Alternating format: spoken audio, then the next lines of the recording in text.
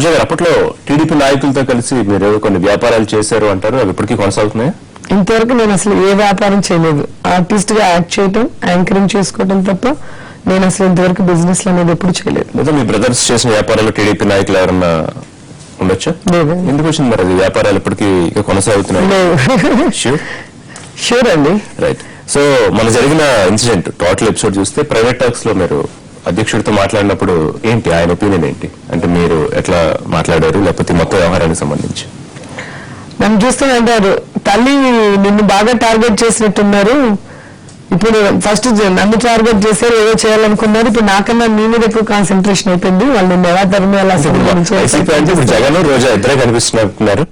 అదే ఆయన కూడా అంటున్నారు, చూడండి అమ్మాయిని ఎలా చేస్తున్నారు, మీరు అందరూ సపోర్ట్ గా ఉండాలి కదా అన్నారు.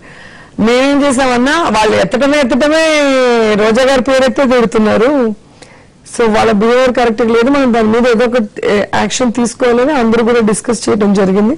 దానికి అనుగుణంగా ఇప్పుడు ఒక్కొక్క స్టెప్ వేసుకుంటూ ముందుకు వెళ్తున్నారు. ఎంటర్టైన్మెంట్ ఫీల్డ్ లో కూడా మీరు కొన్ని ప్రోగ్రామ్స్ చేస్తున్నారు, సో ఇబ్బంది అవట్లేదా పొలిటికల్ గా కెరియర్ కి అటు ఇటు? యాక్చువల్ గా నేను అన్ని ఆపేశాను.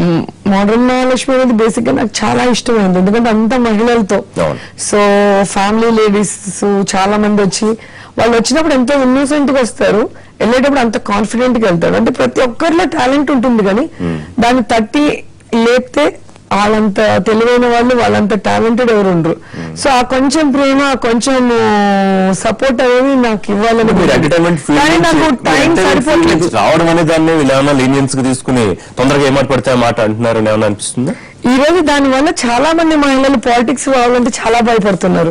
ఎందుకంటే ఏంటంటే ఇది రౌడీజం చేస్తున్నారు. నేను అనుకో ధైర్యంగా ఉన్నాను ఫస్ట్ నుంచి. మా ఫాదర్ నన్ను ఒక ఫ్రెండ్ లాగా, మా అన్నయ్యలు కానీ నన్ను కానీ పెంచడం, ఒక అబ్బాయి లాగా నేను ఎప్పుడు టామ్ బాయ్ లాగే ఉన్నాను, కానీ ఎప్పుడు భయపడటం, సిగ్గుపడటం అసలు నాకు రాదు, భయపడటం.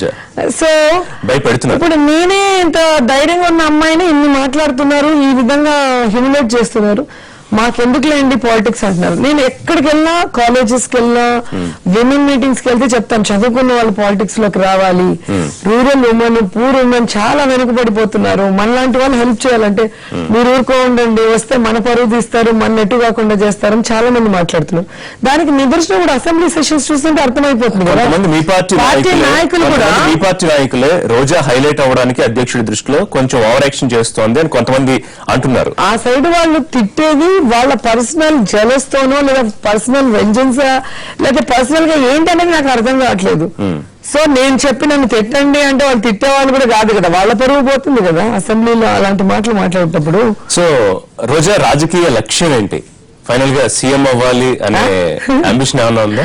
నాకు ఎమ్మెల్యే అవ్వాలి అని నా కళ, ప్రజల్లో ఉండాలి, ప్రజాసేవ చేయాలనేది ఫస్ట్ నుంచి. తెలుగుదేశంలో ఉన్నప్పుడు కూడా ఎంపీగా వెళ్తారా, రాజ్యసభ లేదా ఎమ్మెల్సీ అన్నప్పుడు కూడా ఫస్ట్ నుంచి నేను ఒకే మాట మీద, ఎమ్మెల్యేగా ఉండాలి, ఎమ్మెల్యేగా గెలవాలి, జనాలకే సేవ చేయాలి, జనాల్లో ఉండాలి. ఫస్ట్ నుంచి నాకు అది చాలా ఇష్టం.